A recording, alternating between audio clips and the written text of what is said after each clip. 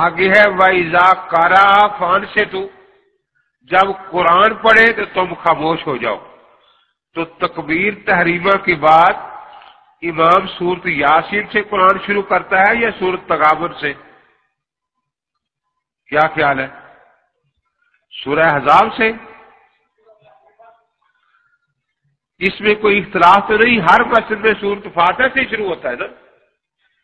تو اگر اتنی بھی بات ہوتی تو دیکھو مسئلہ بالکل واضح تھا کہ جب امام قرآن پڑھنا شروع کر دے گا اب کچھ پڑھنا نہیں، اب خاموش رہنا ہے۔ وَإِذَا قَرَأَ فَأَنصِتُوا۔ لیکن ہمارے پاک پیغمبر صلی اللہ علیہ وسلم تو ان پڑھوں کو سمجھانے آئے تھے کہ کوئی بات پوشیدہ نہ رہ جائے، اتنی واضح ہو جائے۔ فرمایا وَإِذَا قَالَ الْإِمَامُ غَيْرِ الْمَغْضُوبِ عَلَيْهِمْ وَلَا الضَّالِّينَ فَقُولُوا آمِينَ، جب امام غیر مغضوب علیہم ولا الضالین کہہ دے تو تم آمین کہہ دے۔ اب دیکھیے حضرت پاک کس طرح پیار سے مسئلہ سمجھا رہے ہیں کہ میرے امتیوں وہ صورت جو امام نے تکبیر تحریمہ کے بعد شروع کر دی ہے اور وہ صورت جو امام نے آمین سے پہلے ختم کر لینی ہے، تو تکبیر تحریمہ اور آمین کے درمیان امام 4 صورتیں پڑھتا ہے یا 5؟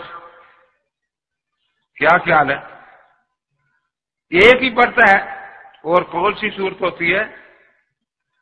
تو فرمایا اس صورت میں امام پڑھے گا اور تم نے خاموش رہنا ہے۔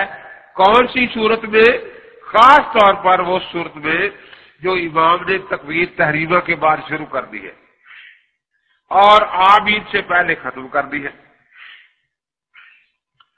اب دیکھیے اس میں مسئلہ سمجھانے میں کوئی ایسی بات نہیں، اسی صورت کا نام فاتحہ ہے جو امام تحریمہ اور آمین کے درمیان پڑتا ہے، اس پر پوری امت کا اتفاق ہے، کوئی اختلاف نہیں، لیکن ضد کا دنیا میں کوئی علاج نہیں۔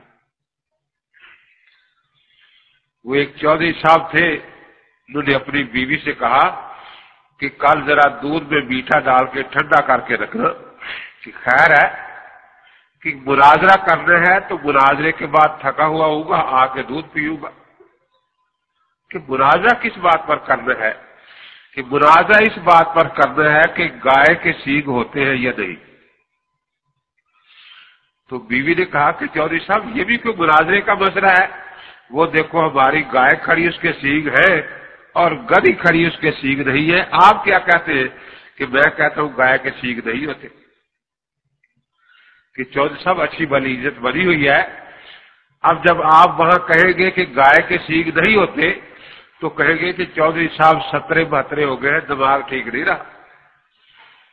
سکھا کہ تو نے دودھ ٹھنڈا کرنا ہے، اس میں چینی ڈالنی ہے، مناظرہ میں نے کرنا ہے، تو نے تھوڑا کرنا ہے۔ سکھا کہ آخر مجھے سمجھائے تو صحیح، یہ تو مشاہدے کی بات ہے، وہ آپ کو کہیں گے گنو 1 2 سینگ ہے، آپ کیسے انکار کریں گے؟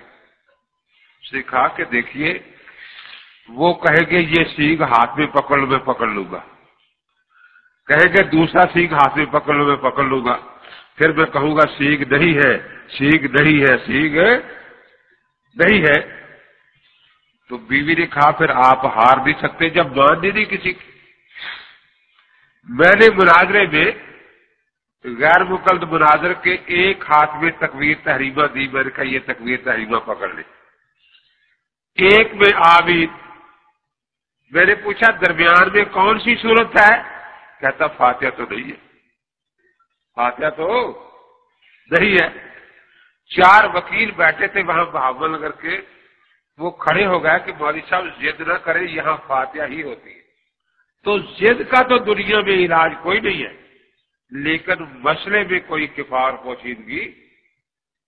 پھر حافظ صاحبان بھی بیٹھے ہیں، کوئی رمضان میں پوچھے تو حافظ صاحب خود اونچے ہوتے ہیں کیونکہ دور تازہ ہوتا ہے نا، ذرا آگے پیچھے پوچھے تو حافظ صاحب نزدیکی کا دوسرے اشارہ کرتے کہ وہ حافظ صاحب ہیں۔ تو بھئی یہ آیت کس صورت میں آتی ہے بھلا؟ کوئی حافظ صاحب ہو تو بتائیں۔ غیر المغضوب علیہم ولا الضالین، اب سب ایسے ہیں کہ اگر اتنا ہی حافظہ پڑھو تو سب کو یاد ہے. کس صورت میں آتی ہے؟ سورہ فاتحہ میں.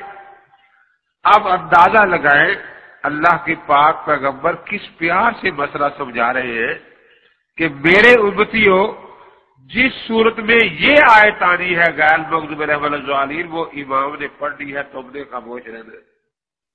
اس سے زیادہ آسان طریقہ کوئی مسئلہ سمجھانے کا ہو سکتا ہے؟ ایک موسیٰ بن ابی عائشہ یہ بھی تابعی ہے، ایک عبداللہ بن شداد بن الحاد رضی اللہ تعالیٰ عنہ یہ بھی صحابی ہیں، ایک حضرت جابر بن عبداللہ رضی اللہ تعالیٰ عنہ یہ بھی صحابی ہے. اتنی اعلی سند ہے. تو حضرت جابر فرماتے ہیں کہ جناب نبی اقدس صلی اللہ تعالی وسلم عصر کی نماز پڑھا رہے تھے. کون سی نماز پڑھا رہے تھے؟ عصر کی.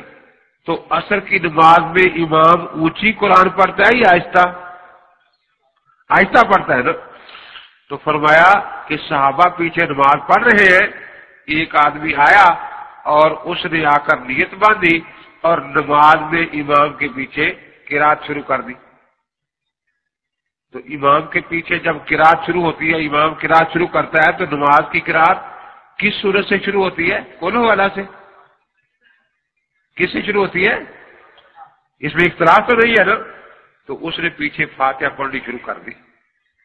ساتھ جو صحابی کھڑے تھے انہوں نے دیکھا کہ اس کی داڑھی ہل رہی ہے، یہ کچھ پڑھ رہا ہے، تو انہوں نے نماز میں اس کو کوریاں مارنی شروع کر دی کہ نہ پڑھو، چٹکیاں مارنی شروع کر دی کہ نہ پڑھو. اب دیکھیے نماز میں دوسرے نمازی کو کوری مارنا مکروہ ہے یا نہیں؟ ناپسند ہے نا. دوسرے کو چٹکی مار دی ناپسند ہے نا. اس سے پتہ چلا کہ صحابہ کرام سری نمازوں میں بھی اس کو اتنا بڑا مکروہ سمجھتے تھے کہ اس کے لیے دوسرے کو کوری مارنی جائز سمجھ، یہ مکروہ برداشت کر لیتے تھے، چٹکی بھرنا جائز سمجھتے تھے. جب نماز سے فارغ ہوئے تو اس نے کہا لیما کا واسطہ نہیں، تو مجھے کوئی چٹکی بھر رہا تھا بھائی. تو اب الفاظ سنے، حضرت پاک مصلی پر تشریف فرما ہے اور یہ دونوں کی گفتگو سن رہے ہیں. وہ کہہ رہا ہے کہ تو مجھے کوئی چٹکیاں بھر رہا تھا. اس نے کہا کہ حضرت جب آگے امام تھے فکرے تو انتقرا خلفہ، تو میں مکروہ سمجھتا ہوں سری نماز میں بھی امام کے پیچھے قرات کرنا. اس کے الفاظ بھی حضرت سے سنے اور اس کے الفاظ بھی حضرت نے سنے.